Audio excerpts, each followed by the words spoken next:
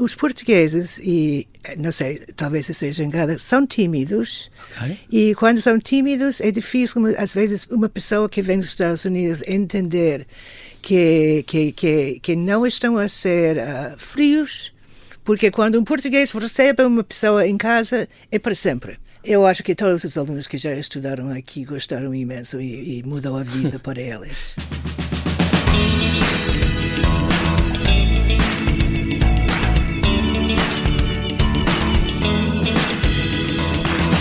Padrão dos descobrimentos. Inaugurado em 1940, o arquiteto que o imaginou mandou desmontar em 43 e, contra a sua vontade, Salazar mandou refazer, maior e em pedra, em 1960. Desde então, com a Torre de Belém, talvez, tornou-se um ex-libris de Lisboa.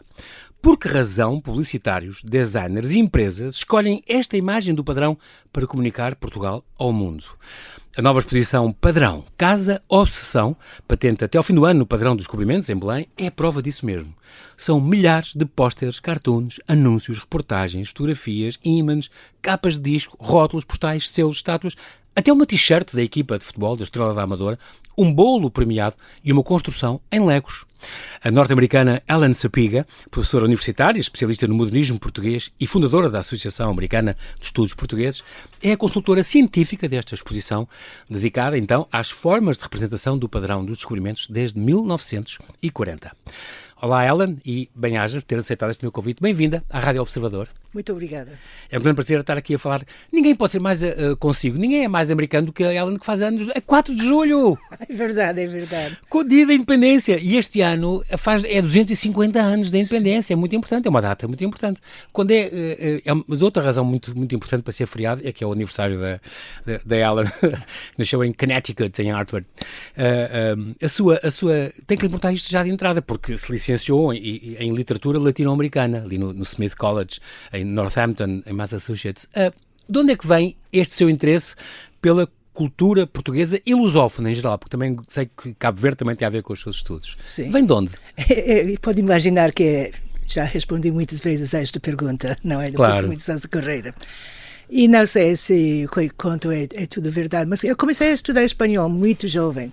Okay. Foi uma experiência da cidade onde eu nasci. Comecei com 10, 11 anos, e quando eu estava no ensino secundário já tinha um espanhol bastante avançado. E, de repente, estava ainda a terminar o liceu quando acho que vi pela primeira vez o português escrito. Okay. E pensei, eu quero aprender essa língua, porque parece espanhol, mas não é espanhol. Não é, exato.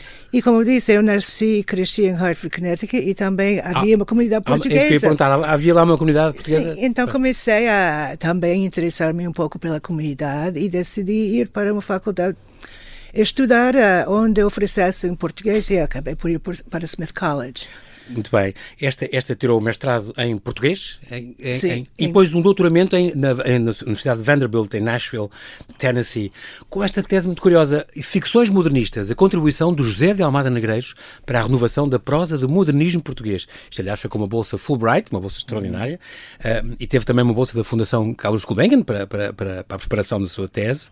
E depois esta tese foi publicada em 92, sobre o José Almada Negreiros, que é uma personagem extraordinária, um artista multifacetado, nascido em São Tomé, figura central do modernismo português. Eu lembro-me, Ellen, de o ver no programa Zip Zip da televisão portuguesa. Eu tinha 10 anos, lembro dele ir ser entrevistado no Teatro Vilaré pelo Raul Sonadi, assim. Era de facto uma figura extraordinária. A prosa dele é muito importante e marcante para o modernismo. Sim, é difícil, mas eu tenho que dizer que também fiquei fascinado com a Almada quando fui para pós-graduação. Eu fui para Vanderbilt, ia fazer um mestrado e também estudei Fernando Pessoa, Mário Sá Carneiro. Mas nessa altura eu pensei, há poucas pessoas a trabalhar em Almada e também queria trabalhar a prosa.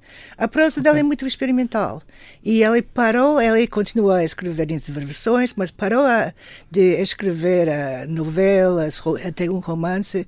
Foi em 1925, então também era um curto período. Ok. E eu pensei que era um bom tema para uma dissertação. E até porque é muito inédito, porque ele normalmente é muito conhecido como pintor, poeta, bailarino, dramaturgo, não é? Mas Estes Naquela romances, altura. em Gomadeira, o K4 quadrado azul, a invenção do o nome de guerra, Portugal futurista, o Manifesto Anti-Dantas, são coisas que ele fez menos coisas, isto é de 1917, 1915, por aqui, mas de facto são muito marcantes também. Mas é uma área muito inédita de estudo, não é? Era na altura, mas também era uma forma de falar sobre Orfeu, mas de outra perspectiva. Porque Orfeu era muito estudado quanto à contribuição de Fernando Pessoa, claro. Sá Carneiro, e eu pensei, ninguém tem... Pois, foram amigos dele e que o conheceram, foram amigos dele. Mas eu tive que ir aos arquivos e começar a ver o que já foi feito e também desenvolver uma teoria da prosa vanguardista de Almada. Mas confesso que na altura eu não tinha confiança, não sabia o suficiente para falar de Almada artista, porque a minha formação era na análise literatura, literária, não é? Exatamente. Mas mais tarde comecei também a estudar mais a parte visual. Pouco isso levou ao padrão, de certa forma. Exatamente. E também eu vi uns artigos seus sobre, por exemplo, os frescos do Almada, no Rocha de Condóbis, na Gar Marítima e tal, que são, de facto, muito marcantes, muito importantes. Era um grande artista, era um homem extraordinário. Um homem do Renascimento, é incrível. Para isso, veio para Portugal estudar e documentar-se. Qual é a sua relação? Quando é que veio e quando é que ficou? A primeira vez que vim foi depois de um ano de estudo de língua portuguesa. Ok. Vim fazer um curso para estrangeiros aqui em Lisboa. Nos negócios estrangeiros? No Ministério? Sim. E isto foi 5 semanas. Foi em 1978. Okay. Eu era muito nova. Portugal era muito diferente. Sim. E eu confesso que no início, as primeiras semanas, sentia-me um bocadinho perdida, mas quando chegou a altura de voltar para os Estados Unidos, comecei a gostar.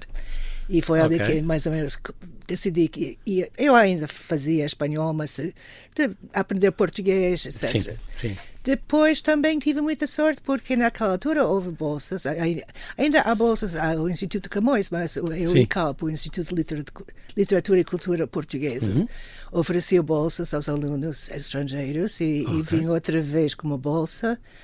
Já mais tarde, nos anos mais Sim, tarde? quando já estava na pós-graduação e já tinha o tema de Almada. Comecei a desenvolver Almada, vi que o tema de Almada era mais do que uma tese de mestrado e então, em vez de escrever a tese de mestrado, eu escrevi a dissertação do doutoramento sobre Almada. Exatamente. E nessa altura recebi a bolsa Fulbright para começar a investigação e uns anos depois a Gulbenkian também apoiou. Sim. Muito bem, até porque de facto acho um tema muito bem escolhido e de uma figura extraordinária, cuja área da literatura se conhecia, se calhar, pouco. E, portanto, como disse, há muita coisa sobre a parte visual, mas pouca sobre outras fações dele, como a literatura.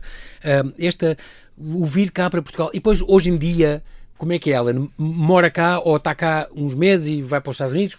Está cá entre cá e lá? Entre cá e lá, por enquanto. Acabo de fazer a reforma e fiz em 1 de janeiro deste ano. Ok. E então vinha muito em sabáticas ou alturas quando tinha isenção de aula, mas principalmente no verão, porque ali temos os 3 meses de verão para fazer a investigação. Então comecei a vir todos os verões. Agora tenho o luxo de poder sair durante o verão, porque não estou a dar aulas. Exato. Portanto, as pessoas perguntam-me o que vou fazer agora com a reforma. E a primeira coisa que fiz as malas e vim cá para trabalhar na exposição. Exatamente. E agora eu acho que vou passar mais tempo aqui, mas ainda não decidi exatamente onde vou fixar a residência. O que é que sente destes anos que já passou por cá, já são alguns, as grandes diferenças, não do antigamente para agora, mas entre o modo de vida cá e nos Estados Unidos, Ellen? Esta é uma boa pergunta, que aliás ninguém me fez. Há uma diferença. Aqui as coisas, primeiro, Estados Unidos é um país muito grande, não é? É um continente, é um pouco como o Brasil. Sim. E aqui tudo é muito mais perto, as pessoas levam também a vida, vivem uma vida mais calma, embora não seja a hora de ponta em Lisboa. Mas eu tenho aqui tantas amizades que sinto-me em casa. É difícil, mas o que eu digo aos alunos... eu não quero dizer o que digo aos alunos, também porque desde há muito tempo temos alunos da minha faculdade que estudam em Coimbra. E então... há quase 30 anos, acho que temos, só vão 2 ou 3. por ano, mas eu digo que, por exemplo, tenham paciência, porque, de certa forma, isso está a mudar com a nova geração, mas os portugueses, e não sei, talvez eu seja enganada, são tímidos. Okay. E quando são tímidos, é difícil, às vezes, uma pessoa que vem dos Estados Unidos entender que não estão a ser frios, porque quando um português recebe uma pessoa em casa, é para sempre. Sim. Não é? Mas quando confronta, especialmente um jovem norte-americano, que tem que ter paciência. Há de chegar esse momento da abertura, sim, e da confiança, não é? Sim, e fazer amigos. Não é por ser frio, mas é por ser tímido, se calhar. Sim, um pouco para com estrangeiros, ou talvez com as pessoas que gostam de falar alto e correr, e como os americanos, jovens especialmente, gostam de fazer. Eu acho que todos os alunos que já estudaram aqui gostaram imenso e mudou a vida para eles. É engraçado porque diz que, além de conhecer o Brasil e Cabo Verde também, tem estudos sobre a literatura de Cabo Verde, visitou já todas as regiões de Portugal. É uma coisa que gosta de fazer, vai passear, mas traz montes, Algarve, Alentejo, gosta? Sim, mas confesso, ainda não fui à Madeira. Falta-lhe a Madeira. Não fui à Açores, Madeira. Conhece Açores? Sim, conheço os Açores. E em certa altura também os meus pais vinham sempre visitar-me. Agora, infelizmente, já não estão connosco. Okay. Mas gostava muito de viajar. O meu pai era professor universitário, a minha mãe era professora de secundária. Quero dizer que eles também tinham as férias grandes, sim, e gostavam. Sim. E então gostavam e passeávamos, e passeava também com outros amigos. Estavam sempre a fazer-me perguntas, então também, além de saber sobre Almada, tinha que saber sobre a história de Portugal, os monumentos, a geografia. E mostrava-lhes, passeava com eles, mostrava-lhes. Sim. E, por acaso, tem trabalhos publicados, já falámos disso, sobre o modernismo português, sobre a memória, muito curioso, gosta muito, é um tema que gosta muito, a comemoração, desde o final do século XIX, literatura cabo-verdiana, além do romance português contemporâneo, literatura cabo-verdiana. Aliás, agora saiu dia 7 de junho, por exemplo, o livro novo do Mário Lúcio de Sousa, Afrocalipse, e o Germano Almeida, por exemplo, outro que eu gosto muito, tem de facto, fez artigos ou estudou muito a literatura cabo-verdiana desde sempre?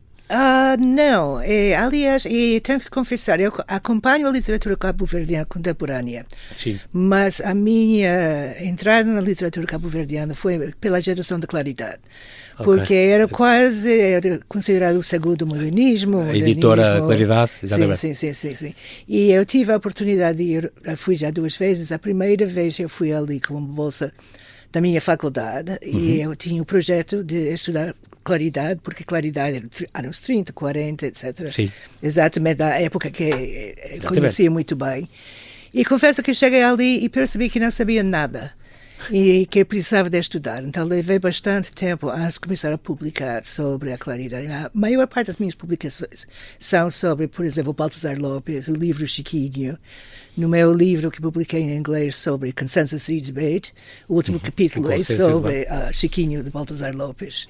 E isso levou a outros convites. E então continuo a ler a literatura contemporânea, mas em geral eu não publico muito sobre a literatura contemporânea. Eu leio, mas a minha área de investigação é sempre um pouco anterior. Anterior, exatamente. Há aqui um livro seu, é coautora deste Nação e Narrativa Pós-Colonial. Aqui fala da narrativa visual e literária em Cabo Verde, por exemplo, a parte de Cabo Verde é sua, é o terceiro volume, os outros foram sobre Angola e Moçambique. E aqui estamos a falar um bocadinho destas imagens do regime, esta memória do passado nacional, o chamar a atenção para os sucessos que o regime atribuía a si próprio. Daí esta exposição do colonial portuguesa, que foi no Porto, em 1934, as comemorações do 10º aniversário da Revolução Nacional e a exposição do mundo português, claro. Tinham este duplo objetivo de remodelar a cidade e falar, de facto, dos sucessos deste Estado Novo. À medida que se encomendavam as universidades, os estádios, os bairros, os novos bairros, as autoestradas e os aeroportos, há muitos artefactos culturais das décadas 30 e 40 que embelezavam a cidade, estátuas e assim, e que falavam do nosso passado colonial. É uma coisa que a diverte muito. Estou aqui a lembrar deste artigo que escreveu, recordando o Império, esquecendo as colónias.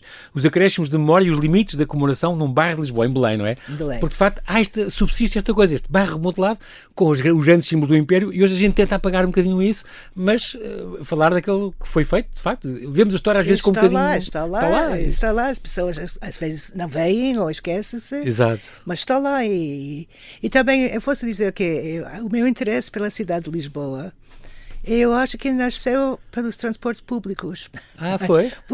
Também porque a Almada estava em toda parte, a Almada fazia tudo. Então, claro. A Almada era um pouco como aquela...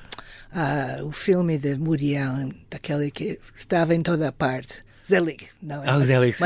Mas Zelig, não. Mas porque a Almada viveu tanto tempo também, e então a Almada fez isso, a Almada fez aquilo, vou visitando, vou estudando, mas às vezes no autocarro também, a pessoa está parada, olha pela janela e pensa, quem é que construiu isto? E quando foi? Por quê? Então comecei quase como um hobby. Um hobby que depois passei a aproveitar o que sabia para fazer investigação e publicar algumas coisas. É uma das coisas que diz que gosta muito de fazer, é caminhar pela cidade. Ainda hoje faz isso. Sim. Vai andando por aí, descobrindo coisas e não sei o quê. Gosta? Sim. Gosto. E tira fotos ou tira notas ou alguma coisa, ou não? Comenta-se. Antigamente não tirava fotos, agora toda a gente tem um telemóvel no bolso e talvez tire fotos demais. Estou sempre apagando, dizendo que não é, mas eu acho que tomava mais notas e depois eu desde a pós-graduação, a Biblioteca Nacional é a minha casa, mas vivia longe da Biblioteca Nacional. Agora não vivo tão longe, mas então o caminho para lá era sempre um caminho de descobrir coisas e depois chegar à biblioteca investigar. E também ir à Feira do Livro, por exemplo, colecionar livros e começar a ler sobre a história da arte, que nunca foi o meu curso, mas e urbanismo, estátuas, sempre tive interesse em estátuas. Por isso, por exemplo, este livro da Ana Rita Gori sobre as comemorações do Império e não sei o quê, é uma coisa que gosta muito e que a atrai muito, não é? Sim. Vai haver, aliás, uma conversa, faz parte de uma das conversas... A Ana Rita Gori sabe bem, muito mais que já no dia 21, mas acho que é extraordinário. Sim.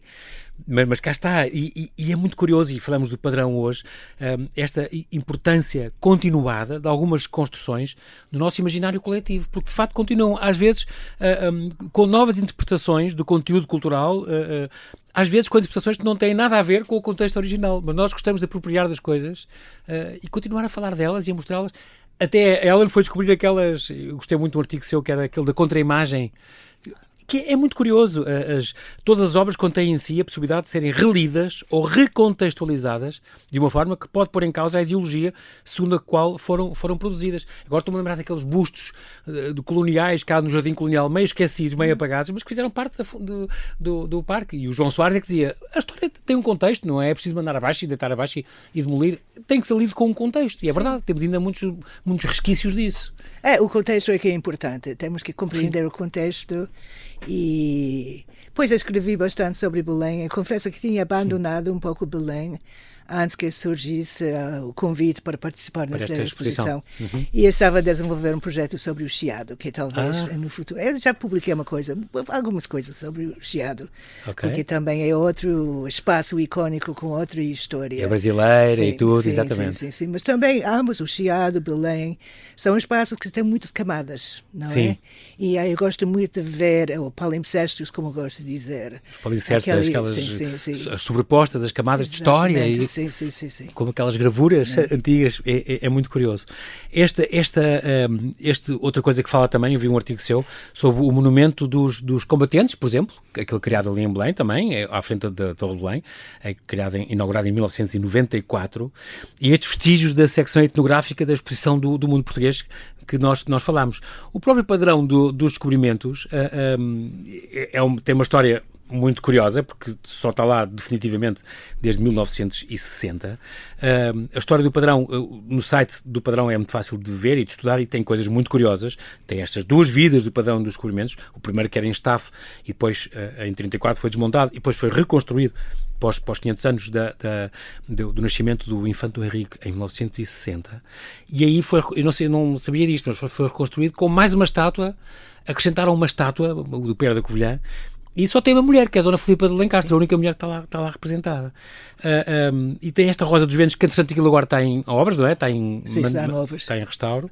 Oh. E também não lembrava que em 1941 houve aquele grande ciclone que acabou por destruir um bocado do Infante Henrique, que foi sim, mas ainda era o monumento antigo, ainda era mais frágil do que era hoje em pedra. E cá está o monumento que é dos mais visitados, dos mais fotografados e que houve deputados que o queriam demoli-lo, o Ascenso Simões, por exemplo, mandar aquilo abaixo, ou o Joacine dizia que ele devia-se arrancar, fez um tweet em que ele disparava em foguetão em direção ao céu. E aqui temos na exposição. Pois tem, exatamente. Temos os dois textos, a imagem, o tweet e também, não era o inimigo público. Exatamente. Disto, exatamente. Alan Sapiga, temos que fazer aqui um brevíssimo intervalo e já voltamos à conversa. Até já.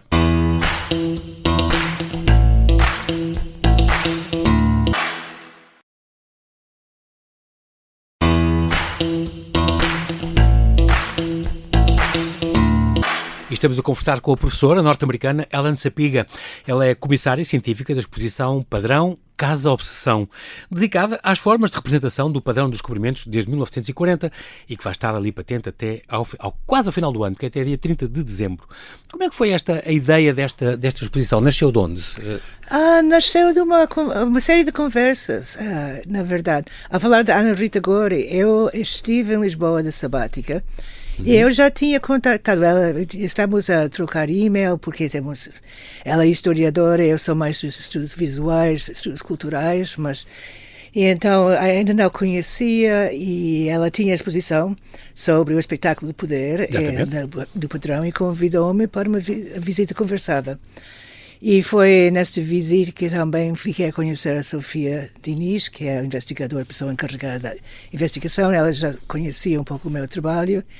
E começamos a conversar, e as conversas começaram há 2 anos e meio. Agora, em certo momento, não sabia se ia para frente, mas eu, a Sofia, a Margarida Couto Carvalho, que é a diretora do Padrão, estávamos sempre recolhendo. Elas tinham já muitas coisas. Já começaram há 2 anos e meio, já começaram a falar a conversar, que agora culmina nesta exposição. E a trocar imagens e pensar como é que seria uma exposição. E essencialmente o que nós fizemos, primeiro eu tenho aqui, tudo dividido em pastas conforme os temas. Okay. Pode ser a história do padrão, pode ser a sátira, pode ser a publicidade, os objetos, a publicidade, exatamente, os postais, o turismo, as revistas da TAP que falavam do padrão. As duas épocas e recolhendo e sabendo como é que vamos organizar isto. E acho que foi no outono, foi no final do verão passado, a Margarida ligou e disse, agora não podemos fazer uma coisa tradicional. Não é? Porque a matéria que nós temos exige outro tipo de organização. E assim, foi através de Margarida e Sofia que criaram a equipa. Foi fantástico trabalhar com a equipa. A António Viana, que já conhecia também o espaço, Susana Lourenço e Ana Zilhão. Mas fizeram, de facto, uma exposição que não é o tradicional, não é género ter 3 ou 4 salas com objetos pendurados ou nas paredes. Não. Qual foi essa grande ideia que tiveram que eu achei maravilhoso? Foi trabalho em equipa, não é? Por exemplo, eu fiz muito pouco para montar, porque essa não é a minha área. Sim, claro. Mas falávamos sempre sobre os espaços. Íamos também mudando os espaços, o que é espaço, mas a ideia é de misturar tudo. Okay. E foi só no final que também criamos o pequeno caderno, para explicar um pouco. Porque não colocamos legendas. Agora temos uma folha de sala, então quem entra pode pegar na folha de sala e visitar a exposição, acompanhar. Sim. Mas isso foi quase a coisa final, porque primeiro onde colocar. Há uma certa lógica, já fiz 2 visitas conversadas e à medida que vou fazendo as visitas, primeiro vou aprendendo mais. Não é? Porque eu não sabia tudo, ninguém sabia. Era muitas pessoas em conjunto a criar uma conversa. E estou a ver mais lógica por trás. Havia uma lógica, mas há uma lógica um bocadinho escondida. Sim. Mas há uma sala, que nós chamamos de sala de jantar, que tem 2 paredes cheias de fotografias. Sim. E são fotografias de várias épocas, algumas coisas humorísticas, outras coisas menos. E agora, não fui eu que organizei a sala, mas estou a, pelo menos, críticos literários fazem também. Criamos uma história, talvez não seja verdadeira, não é? Mas uma pequena leitura. Foi extremamente divertido. Porque a ideia foi fazer isto numa casa portuguesa. Sim. Uma casa. Portanto, a exposição está dividida em o átrio de entrada, depois o hall, o escritório, tem uma secretária e tudo, a sala de estar, a sala de jantar, a cozinha. É muito curioso. E tudo com... Porque, de facto, como é que se encaixavam esta quantidade de coisas, desde bolos, fotografias antigas, publicidade, os astronautas que nos visitaram, que foram lá e visitaram lá os presidentes, as cimeiras que lá houve, a equipa do Manchester United, o mural do António Viana, lindo, o Spandau Ballet tiveram cá, sim, todos a pousar à frente do padrão, o John Glenn, astronauta, falámos disso, os pósteres do Turismo de Portugal, que eu lembro muito bem, de 81, o selo do Vaticano, que ainda foi agora com a jornada, saiu e está lá também aquela cópia, os vários núcleos que tem. Foi uma ideia extraordinária, porque de facto havia muito material diferente, imagens de estátuas, coisas, miniaturas das estátuas que lá estão, as fotografias do restauro. Nunca mais acaba de material. É difícil organizar aquilo numa coisa coerente com uma história. Era, e eu tenho que agradecer à equipa, porque, como eu disse, tínhamos pastas, íamos acumulando imagens. Muitas imagens que estavam nas pastas não entraram na exposição, algumas porque não cabiam, talvez porque nós não tínhamos direitos, porque hoje em dia é muito fácil recolher matéria da internet, mas sim, depois temos que ter muito cuidado. Pois, com os direitos, exatamente. Com os direitos e tudo. Mas eu diria que outra vez a equipa que foi excelente, sabiam, a Sofia, a Margarida, tinham todos os contatos. Eu sozinho não podia fazer isto, não é? É preciso conhecer os arquivos, conhecer as pessoas. Há muitos arquivos e muitas pessoas, e muitas coleções particulares que ajudaram. Esta pesquisa durou estes 2 anos e tal? Sim, a pesquisa começou, eu diria, a recolha, não é? A recolha de tudo este material. Foi no final, quando decidimos fazer o caderno. Acho que o caderno foi uma boa ideia, foi a ideia de Margarida Couto Carvalho, de convidar outras pessoas para escrever. E o que nós fizemos uma lista de pessoas de várias áreas, pensando, ok, talvez tenham interesse em selecionar uma imagem, 2 imagens, e depois escrever sobre... escrever um texto sobre as imagens. Okay. O livro também é... Não é bem um catálogo, não mas é catálogo, chamamos um caderno, custa 5 euros. Sim. E foi só no final, então queríamos que alguém escrevesse sobre a sátira, mas não dizíamos estas imagens, então aqui tem a parte de sátira, pode escolher o que quer. Exatamente, davam liberdade. Pode escolher o que quer, pode ser a Ana Rita escreveu sobre astronautas, temos 3 textos, aliás, sobre astronautas, o que tocam em astronautas. Os astronautas, exatamente, o Borman, o John Glenn. Sim. Isto vai a conversa também no próximo domingo. O próximo domingo é uma das visitas conversadas, a visita conversada do domingo, às 11 horas da manhã, vai ser sobre isso. Sim. Mas foi do final quando comecei primeiro eu escrevi a introdução. Sob bastante pressão, porque estávamos quase para abrir, e comecei outra vez a ver a lógica, e acho que isso saiu muito bem, muito melhor do que se tivéssemos pensado, queremos esta imagem ou aquela imagem. Havia certas imagens que nós sabíamos que queríamos alguém para comentar, e sem impressionar, as pessoas que convidamos acabaram por selecionar as imagens que queríamos, de certa forma. Ok. Sim? E depois foi selecionar a ordem e escrever uma pequena apresentação, mas acho que também ajudou muito, pelo menos da minha perspectiva, para entender melhor. Temos um caos, temos esta casa de uma pessoa obcecada. Eu digo sempre, deixámos-nos levar, sim, mas essa casa imaginária, quem sim habita a casa, nós não sabemos, mas tinha uma obsessão muito maior do que qualquer uma de nós, não é? Sim. Qualquer um de nós. Uma obsessão muito grande. Mas, sim, por esta imagem. Obsessão muito tem grande. Casa cheia um colecionador que não sabia quando parar. E no final, acho que ficamos todos muito satisfeitos com o resultado final, e foram só só os últimos dias antes de inaugurar, acho que o João Paulo visitou. Eu estive lá assim quando estavam a acabar de montar. Sim. Ainda estava um bocado confuso, porque eu pensei, como é que vão... Porque aquilo não tem salas infinitas, não é? Não é o CCB. E portanto pensei, como é que vão conseguir arrumar isto? E depois é que no resultado final está muito engraçado, está muito giro, não está nada sobrecarregado, então as coisas têm espaço e têm o seu arranjo naquela lógica das divisões da casa, que ficou muito, muito curioso. Mas de facto há um mundo de coisas. Ficaram coisas de fora. Teve pena de não meter alguns objetos ou algumas fotografias ou alguns pósteres? Pena, não sei. Alguns... Estávamos a debater primeiro as salas e o que devia caber na sala. E também há certas imagens que temos que tratar com respeito. Não é? Há outras que são humorísticas, é muito mais fácil. Lá um cartoon com o Papa Francisco, por exemplo. Sim. Vários cartoons de António Guerreiro, que gosto muito de captar o padrão. Exato. E outros cartoons. E também...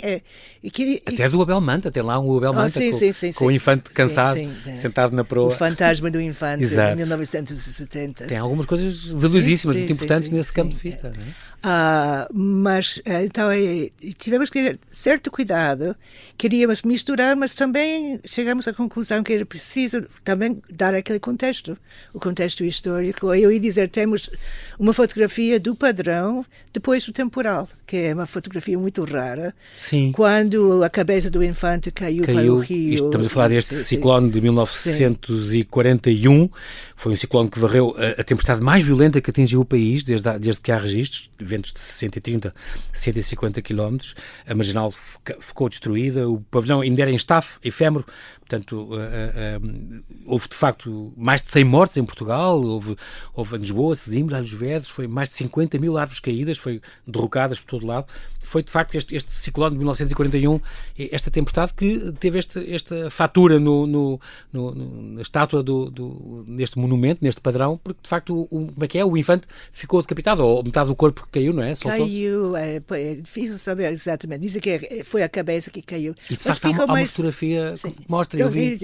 Temos uma fotografia e também temos o jornal, ou várias capas de jornal que tratam do temporal, e também em 43 a capa acho que é a capital, acho que diz, o padrão vai para sucata. Pois, foi desmantelado isso. Ficou mais de um ano e meio ali e depois desapareceu. Poucas pessoas sabem a história disto. Exatamente. E depois há outras coisas que eu achei fascinantes. Por exemplo, há aquela fotografia do lugar onde vai ser construído o padrão. Então, vazio, nada, a dar para a Almada, a dar para a margem sul, com esta fotografia antiga, por exemplo.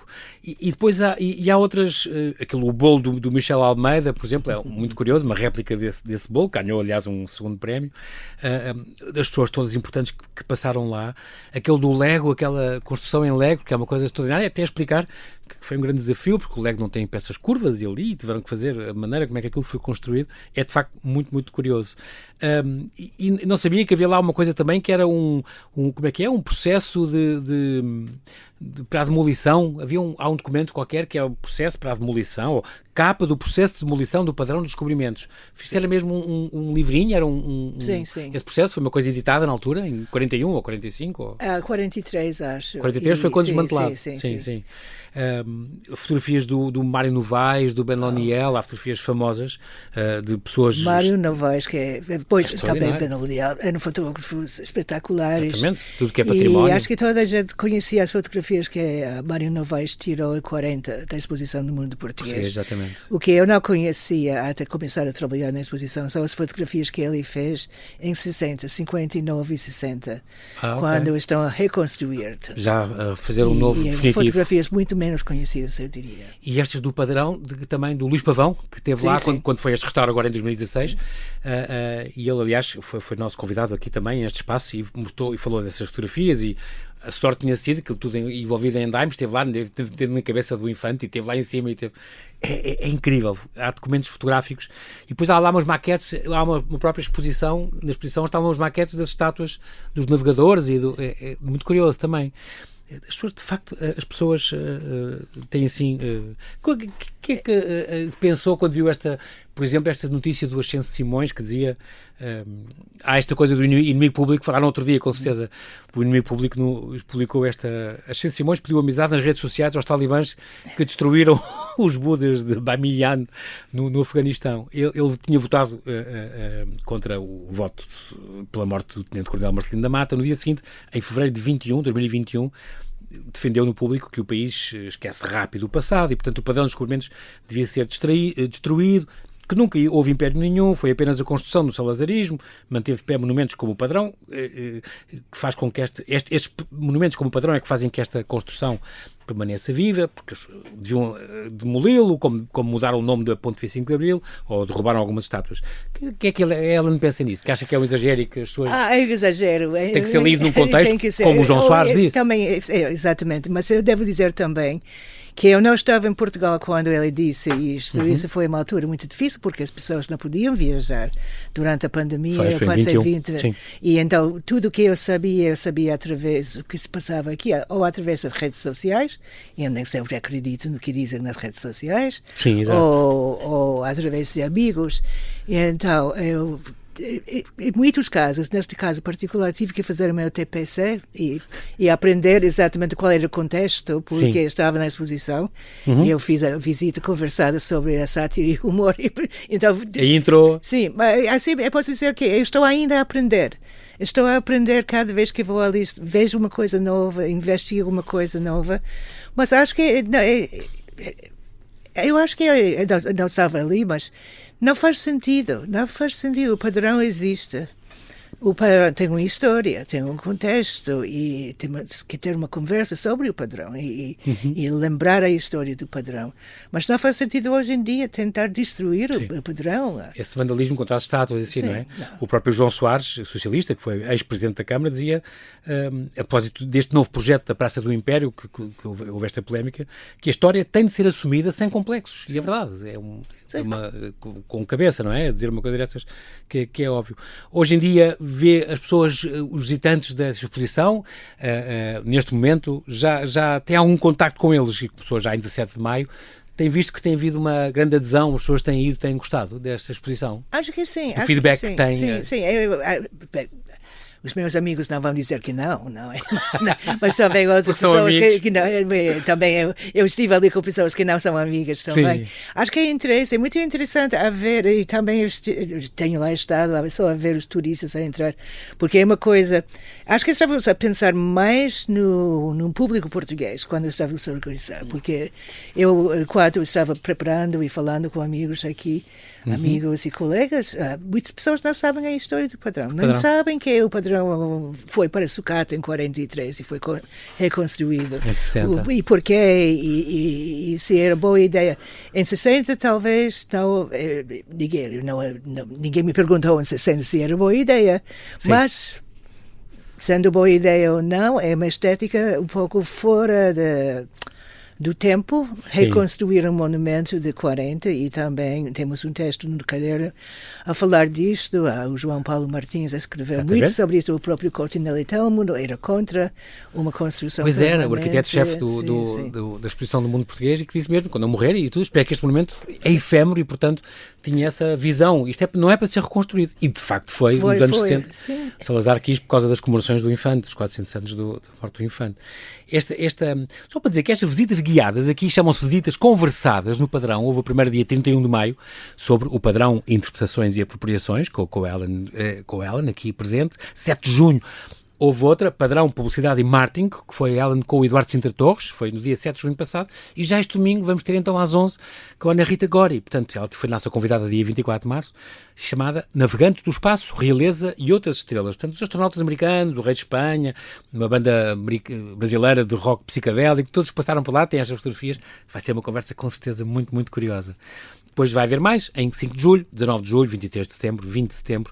Portanto, as marcações, as pessoas podem se inscrever para este mail, comunicacao@padrãodosdescobrimentos.pt e basta isto, para aparecerem lá na exposição e nestas conversas, nestas visitas conversadas, que é uma belíssima ideia.